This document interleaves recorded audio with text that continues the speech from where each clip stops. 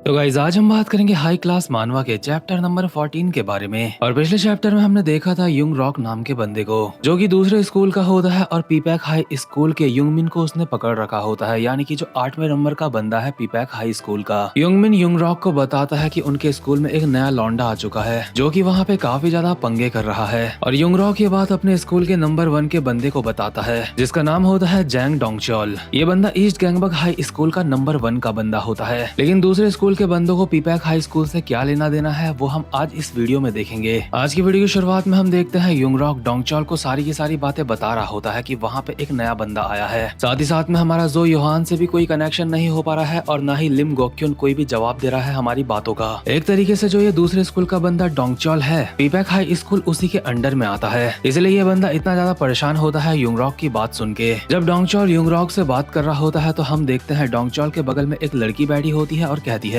ओए बुड्ढे, आखिर अब तू क्या करने की सोच रहा है? तुझे नहीं लगता एक बुढ़ा होने के हिसाब से तू काफी ज्यादा परेशान है? और ये जो लड़की होती है ये कोई ऐसी वैसी लड़की नहीं होती, बल्कि रिप्रेजेंटेटिव होती है बैंकॉक गर्ल्स हाई स्कूल की, जिसका नाम होता है ली गारम और ये 19 साल की होती है। यानी कि ये लड़की भी अपने स्कूल की एक काफी ज्यादा खतरनाक लड़की है। लेकिन डोंगचॉल इसका जवाब देते हुए कहता है, मैं परेशान नहीं हूँ, परेशान तू है। आखिर तुझ जैसी बंदरिया हमारी मीटिंग में क्या कर रही है? सच में तेरी बातों से मेरा दिमाग खराब हो रहा है। अभी ली गारम के बगल में एक और बंदा होता है जिसका नाम होता है किम बोंगजुन और ये बंदा रिप्रेजेंटेटिव होता है शियोजोंग हाई स्कूल का, पर इसका यहाँ पे ज्यादा कुछ रोल नहीं है। हम देखते हैं ली गारम जिसको डोंगचॉल की बातें सुन के गुस्सा आ गया होता है, सीधा टेबल में चढ़ के डोंगचॉल के सामने आ चुकी होती है और कहती है, हरामजादे तुझे कहाँ है ना, मुझे बंदरिया मत बोला कर। आजा, आज यहीं पे फैसला हो जाएगा, या फिर तू रहेगा या फिर मैं रहूंगी। कम ऑन, एक तो तू बंदरिया है ही, अब टेबल में चढ़ के बंदरों वाली हरकत भी कर रही है। मैंने कहा अपना मुंह बंद कर और चुपचाप से मुझसे फाइट कर। हम अभी यहाँ पे दो और बंदों को देखते हैं। एक का नाम होता है टेहो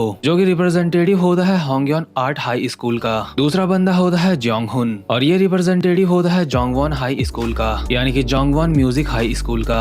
अपने सामने का नजारा देख के जोंगहुन कहता है, हम सब यहाँ पे इकट्ठा हुए हैं, क्या ये लोग शांत नहीं रह सकते? और यहाँ पे सिर्फ इतने ही लोग नहीं होते बल्कि काफी सारे स्कूल के रिप्रेजेंटेटिव यहाँ पे आए होते हैं मीटिंग करने के लिए। इसके बाद हम देखते हैं क्वैंग मिनशॉप को जो कि शोंगपा एथलेटिक्स हाई स्कूल का रिप्रेजेंटेटिव होता है। यहाँ पे जो कुछ भी हो रहा होता है इस बंदे को उन चीजों से फर्क नहीं पड़ रहा होता और कॉल में बात करते हुए किसी को कहता है, हाँ बेब, यहाँ पे एक बंदरिया और एक बूढ़ा आदमी लड़ रहा है। यहाँ का नजारा देख के ऐसा लगता है जैसे मैं जू में आ चुका हूँ। इसके बाद हम देखते हैं चोई शंगचॉल को। ये बंदा क्वैंग म्यूंग हाई स्कूल का रिप्रेजेंटेटिव होता है जो कि काफी ज्यादा हट्टा कट्टा होता है और अपने सामने का नजारा देखते हुए कहता है, लड़ाई झगड़ा करके ये लोग अपनी मसल्स को लूज कर रहे हैं। इसके बाद हम अगले बंदे को देखते हैं जिसका नाम होता है जैमिन और ये योंगवैंग हाई स्कूल का रिप्रेजेंटेटिव होता है। यहाँ पे काफी सारे हाई स्कूल के रिप्रेजेंटेटिव आ रखे होते हैं, लेकिन एक बेंच यहाँ पे खाली होती है, यानी कि एक चेयर खाली होती है जो कि होती है जोंगरो टेक हाई स्कूल के रिप्रेजेंटेटिव की। इसके बाद हम देखते हैं एक और रिप्रेजेंटेटिव को जिसका नाम होता है यांग चैरिन और ये बैंगबे हाई स्कूल की रिप्रेजेंटेटिव होती है। डोंगचॉल और गारिम को फाइट करता देख ये लड़की कहती है, तुम दोनों के दोनों लड़ना बंद करो, मेरे सर में दर्द हो रहा है। ली गारिम चुपचाप से अपनी सीट में वापस बैठ जा। डोंगचॉल को देख के ऐसा लग रहा होता है जैसे वो चैरिन के ऊपर फिदा है, इसलिए कहता है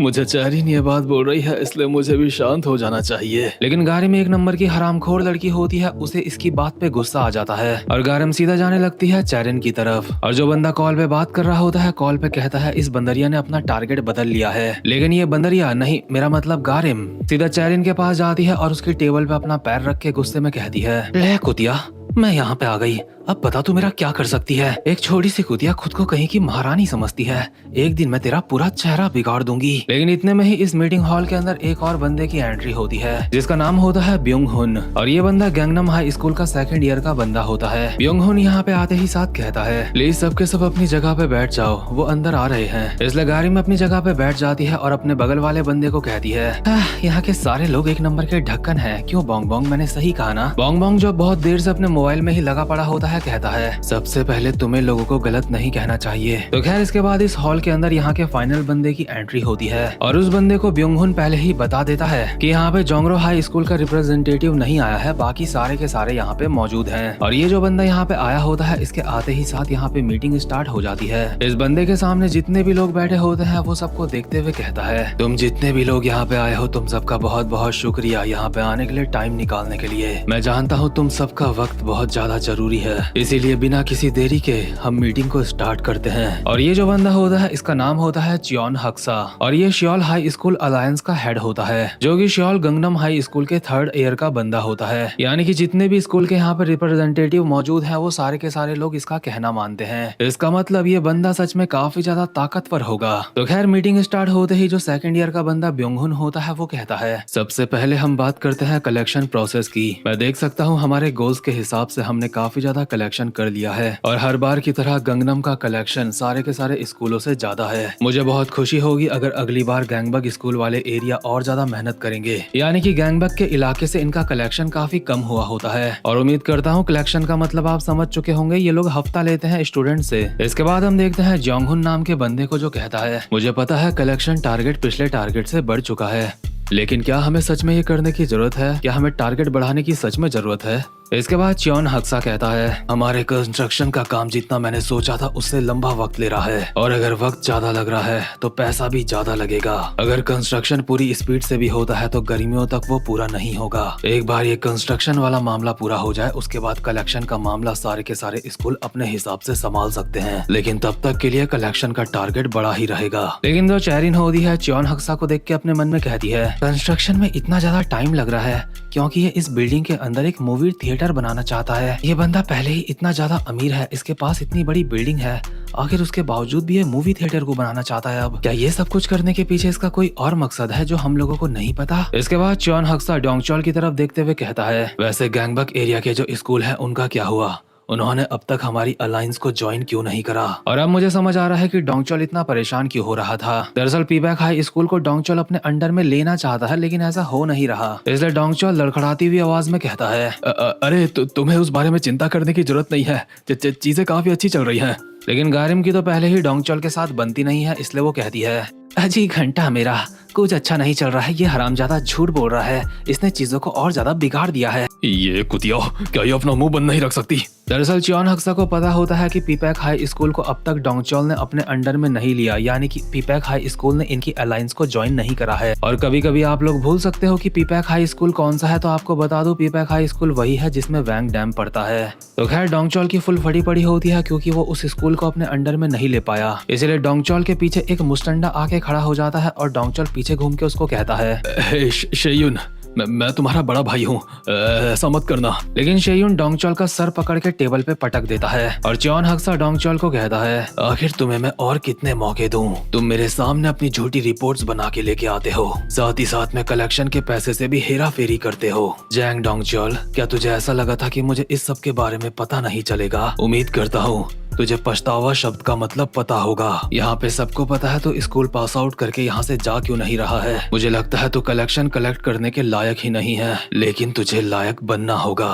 डोंगचोल दरअसल कुछ कहने की कोशिश कर रहा होता है, लेकिन टेबल में सर पिचकाए जाने की वजह से वो कुछ बोल नहीं पा रहा होता। इसलिए चियोन हक्सा अपने बंदे को कहता है उसको छोड़ने के लिए। जैसे ही डोंगचोल को छोड़ा जाता है तो वो हाँफते हुए कहता है, वो दरअसल एक वजह है जिस वजह से ये सब कुछ हो रहा है। पीपैक हाई स्कूल में सब कुछ मेरे हिसाब से ही चल रहा था, लेकिन अचानक से वहाँ पे एक नया ट्रांसफर स्टूडेंट आ चुका है जो कि वहाँ के बंदों को बहुत ज्यादा कुत्ता बना के मार रहा है। इसी वजह से सिचुएशन थोड़ी सी अलग हो चुकी है वहाँ की। चियोन हक्सा कहता है, तुझे पता है ना, मुझे तेरे इस जवाब में कोई भी दिलचस्पी नहीं है।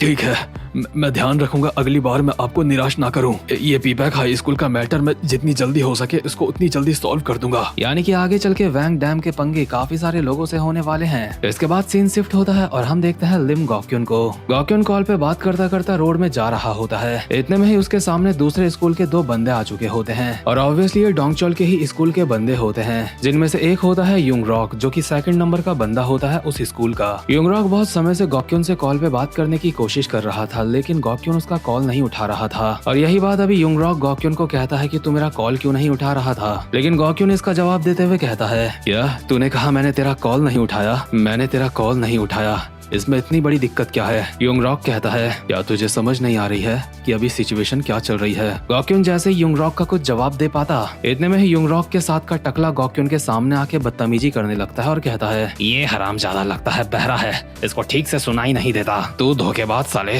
लगता है तू हमें धोखा दे रहा है। मतलब कि ये लोग आपस में एक दूसरे को पहले से जानते हैं और गॉक्यून इस टकले को कहता है, तुझे सुबह सुबह उठ के सबसे पहले ब्रश करना चाहिए, तेरे मुंह से स्मेल आ रही है। तू हरामजादे, मैंने यहाँ पे आने से पहले कुल्ले करे हैं। टकला गॉक्यून से फाइट करने के लिए जा रहा होता है, लेकिन उसके साथ का बंदा उसको रोक देता है। और क्योंकि ये सारा का सारा सीन पीपैक हाई स्कूल के बाहर हो रहा होता है, तो पीपैक हाई स्कूल के बाकी के लौंडे भी ये सब कुछ देख रहे होते हैं और सोच रहे होते हैं कि ये दूसरे स्कूल के लौंडे यहाँ पे ऐसे हरामखोरी कैसे कर सकते हैं। इसलिए अभी के लिए युंग रॉक लोग यहाँ से चले जाते हैं और युंग रॉक जाते जाते गॉक्यून को कहता है, तेरे इस बिहेवियर से मैं समझूंगा तू हमारे साथ कोऑपरेट नहीं कर रहा है। अलायंस की नजर इस जगह पे पड़ चुकी है। मुझे नहीं पता कि तू क्या सोच रहा है, लेकिन लिम गॉक्यून, अब जो आगे होने वाला है तुझे उस चीज के लिए तैयार हो जाना चाहिए। मतलब इस चैप्टर में हमें पल पल बूम बाम के संकेत मिल रहे हैं। इसके अगले सीन में हम देखते हैं गॉक्यून अपनी क्लास में आ चुका होता है, साथ में अपने मन में कहता है, मैं और ज्यादा देर नहीं कर सकता, मुझे जल्दी करनी होगी। और देखो मानवा में तो बताया नहीं गया है, लेकिन जितना मैं फिगर आउट कर पाया हूँ मैं आपको बताता हूँ कि आखिर यहाँ पे एग्जैक्टली चल क्या रहा है। मुझे लगता है गॉक्यून भी किसी तरीके से अलायंस से मिला हुआ है, मतलब कि वो अलायंस जिसके अंडर में काफी सारे स्कूल आते हैं और उस अलायंस को कोई ऐसा बंदा चाहिए जो इस स्कूल को रिप्रेजेंट कर पाए और टाइम टाइम पे अलायंस को हफ्ता देता रहे। लेकिन जो अभी इस स्कूल का डॉन टेशॉक है वो तो ऐसा नहीं करने वाला। लेकिन गॉक्यून को लगता है कि अगर वैंग डैम इस स्कूल का नंबर 1 का बंदा बन जाएगा तो इससे अलायंस का काम आसान हो सकता है। और शायद इसीलिए गॉक्यून ने वैंग डैम को कहा था कि टॉप के 7 बंदों से तो सिंगल फाइट करके उन्हें हराइयो, ताकि वैंग डैम नंबर 1 का बंदा बन सके। हालांकि ये चीज सिर्फ मुझे लगती है अभी तक चैप्टर में इसके बारे में बताया नहीं गया है कि आखिर गॉक्यून के दिमाग में क्या चल रहा है। अभी हम देखते हैं गॉक्यून आता है चोई डोंगह्वान के पास, जो कि पीपैक हाई स्कूल का नंबर 6 का बंदा होता है और इसको वैंग डैम के साथ फाइट करनी है। लेकिन ये मोटा यहाँ पे फाइट नहीं, बस चुपचाप से मोबाइल में कुछ कर रहा होता है। और गॉक्यून इसे यही कहता है कि आखिर तू क्या कर रहा है, तुझे तो वैंग डैम से फाइट करनी थी। लेकिन ये सांड किसी लड़की से चैटिंग कर रहा होता है, इसलिए काफी ज्यादा उतावला हुआ जा रहा होता है। इस हैवान की खुशी इसके चेहरे में साफ साफ नजर आ रही होती है, क्योंकि जिस लड़की से ये हैवान चैटिंग कर रहा है हो सकता है जल्दी ही ये हैवान उसके साथ डेट करे। लेकिन एक सेकंड, अगर हम जूम करके देखते हैं कि ये किस लड़की से चैट कर रहा है, तो इस लड़की का नाम हमें दिखाई देता है कैंग येना। और कैंग येना तो वही लड़की है जो कि वैंग डैम के अपार्टमेंट में रहती है और साथ में वैंग डैम की पढ़ाई में उसकी मदद करती है। लेकिन वो लड़की भला इस मुस्टंडे से बात क्यों करने लगी? तो खैर भाई लोग, यहाँ पे दाल पे कुछ भी काला नहीं है, यहाँ पे पूरी की पूरी दाल ही काली है। और अगले चैप्टर में वो काली दाल हम सब मिलके खाएंगे। तब तक के लिए चैनल को सब्सक्राइब और वीडियो को लाइक कर दो। अब मैं मिलूंगा आपसे अपनी नेक्स्ट वीडियो में, तब तक के लिए गुड बाय।